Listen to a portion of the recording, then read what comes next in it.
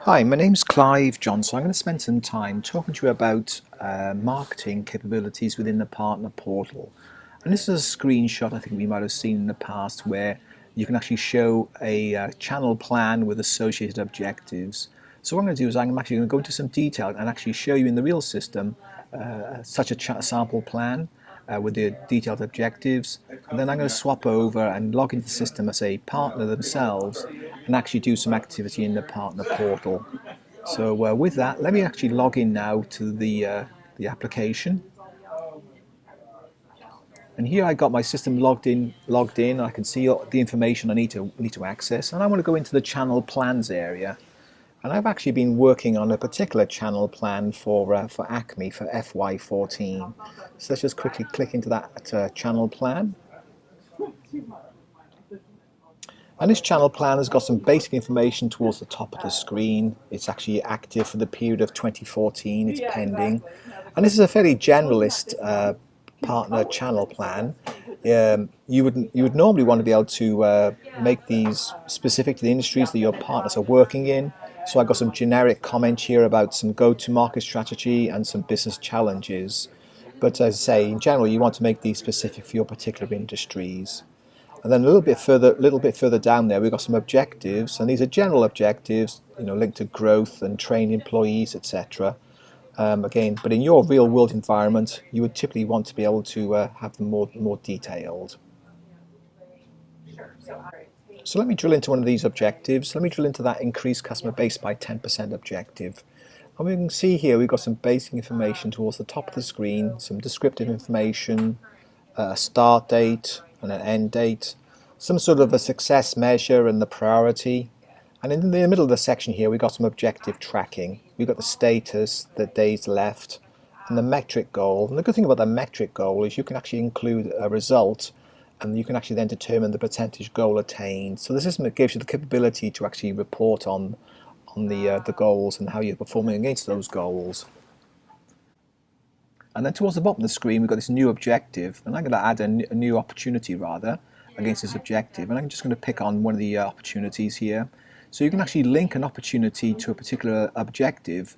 So let me drill back into the objective, and I can now associate that opportunity to this particular objective. Now there could be one, there could be several, so you've got the flexibility there. So let's drill back to our account plan and maybe drill into another one of these objectives, the employee success objective. And again, I've got some information towards the top of the screen here: increase certifications, empower employees, days left over. Again, we've got a metric goal on the right hand side that we can report on, and in exactly the same way we can actually associate an opportunity to this particular objective, but we haven't in this particular case. Let me drill back to the plan. We can also include channel team members. So you may have a number of folks working on this particular channel plan for Acme resellers. Here I've just included Advanced Channel. It's been another colleague of mine that's actually working on the plan. And if we show a bit further down, we can see things like activities, notes and attachments. So if you want to include things like a data sheet or some other technical notice, you can certainly attach those to this particular channel plan. So that's really the first part of the flow I was hoping to go through. So the second part is to really go in and actually show it from the partner portal perspective. So I'm just going to swap over, and here I'm logged into the Wind River branded partner portal, and I've got a number of tabs across the top of the screen. But on the left hand side here, I've got an area called Partner Marketing, and I've got a specific area called Request Marketing Funds.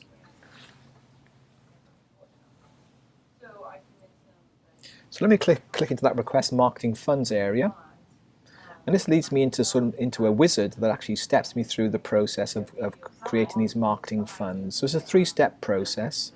So maybe I've got some sort of a seminar that I'm working towards. So let me put some sort of request name, some sort of setup costs, and a requested amount, $1,000 maybe. The activity date, maybe it already happened last Monday, and then I can select the activity type. It's for a trade show, and I can put in some comments here about the activity itself. So initial costs. And if I hit the next button, we go on to the second stage here, where we talk about the venue. Where is this actual trade show taking place? So we can put the venue in here as the Moscone Center. And the address is 5th and Mission here in San Francisco. And the event date, maybe that's coming up towards the end of the month, so I'll put in the 28th there as the end of the month. And I can potentially publish this information to other partners in the partner portal ecosphere if I wish to, but maybe in this particular case I don't wish to publish that information out.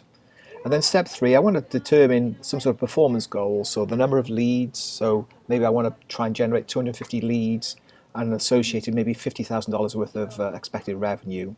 And then I want to summarize your plan, so I can put some sort of descriptive documentation in here. So I'm just going to put some generic text to actually show that, but you would normally put in some descriptive documentation.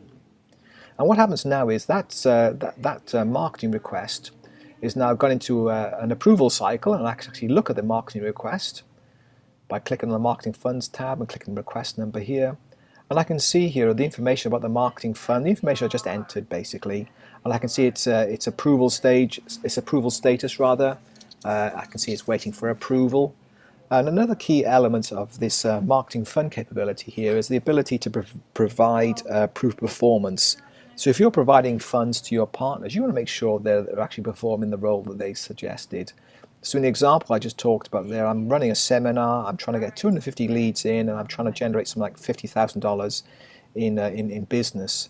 So maybe I want to be able to provide proof of performance. Maybe I want to provide a little CSV file that shows the leads that actually came in. Maybe I scan the badges and I can generate a CSV file.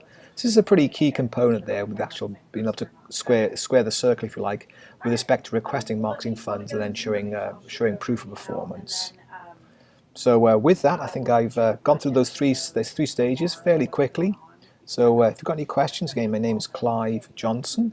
And the telephone number is 650-245-0933. Okay, thanks for your time.